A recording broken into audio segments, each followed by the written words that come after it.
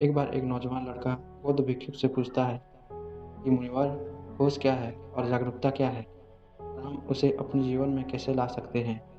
वो बुद्ध भिक्षु उस लड़के से कहते हैं, मैं तुम्हें एक छोटी सी घटना के बारे में बताता हूँ। एक बार बुद्ध अपने सैकड़ों भिक्षुकों के प्रवचन दे रहे थे और बुद्ध के सभी भिक्षुक बुद्ध को बड़े ध्यान से सुन रहे थे। लेकिन बुद्ध के बिल्कुल सामने वाली पंक्ति में सबसे आगे बैठा हुआ भिक्षुक बुद्ध को सुनने के दौरान अपने पैर का अंगूठा हिला रहा था।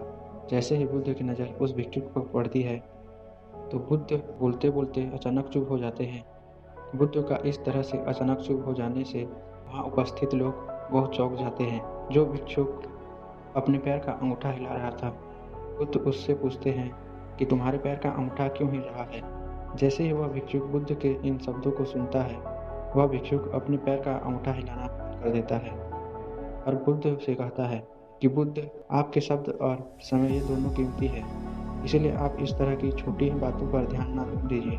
और वैसे भी मैं आपको सुन तो रहा था, इससे अंतर क्या पड़ता है कि मेरे पैर का अंगूठा हिल रहा था नहीं। तो बुद्ध उस भिक्षुक से पूछते हैं कि तुम अपने पैर का अंगूठा जानबूझकर हिला रहे थे। भिक्षुक बुद्ध से कहता है कि नहीं बुद्ध, मुझे तो पता ही नहीं चला। बुद्ध कहते हैं, फिर यह छोटी बात नहीं है, क्योंकि अगर तुम्हारे पैर का अंगूठा तुम्हारे बिना मर्जी के हिल सकता है, तुम्हारा मन भी तुम्हारे बिना मर्जी से कुछ भी करवा सकता है। वही व्यक्ति ऐसे पाप कर देता है कि इन्हें करने के बारे में वो सोच भी नहीं सकता था।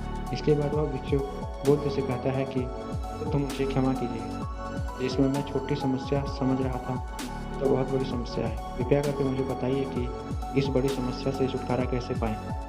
बुद्ध कहते हैं, होश के द्वारा और जागरूकता के द्वारा। वह भिक्षुक बुद्ध से पूछता है कि होश क्या है। बुद्ध कहते हैं कि उसका अर्थ है जाग कर देख लेना। क्या तुमने यह ध्यान नहीं दिया है कि तुम्हारे पैर का अंगूठा हिल रहा था, लेकिन जैसे ही तुम्हारा ध्यान उस पर गया, वह हिलना बंद हो गया। पूरे दिन में जब भी याद आए, खुद को जागरूकता के साथ देखो कि तुम क्या कर रहे हो और क्यों कर रहे हो। तुम्हें बेहोशी में जीने की आदत है, इसीलिए तुम बार बार होश खो देते हो, लेकिन तुम्हें बार बार अपने होश को वापस लाना है। धीरे धीरे तुम पाओगे कि तुम्हारे अंदर एक ऐसा जागरण पैदा हो रहा है जिसे बेहोशी में बदलने का कोई उपाय नहीं है। उसके बाद वह बुद्ध भिक्षुक उस नौजवान से पूछते हैं कि तुम इस घटना से क्या समझते हो। वह नौजवान कहता है कि होश का अर्थ है खुद को देखना।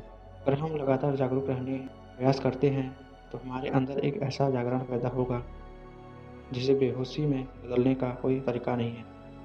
यह बुद्ध भिक्षुक उस लड़के से कहते हैं कि शुरुआत में ज़बरदस्ती जागरूक रहो और बाद में जागरूकता तुम्हारा स्वभाव बन जाएगा।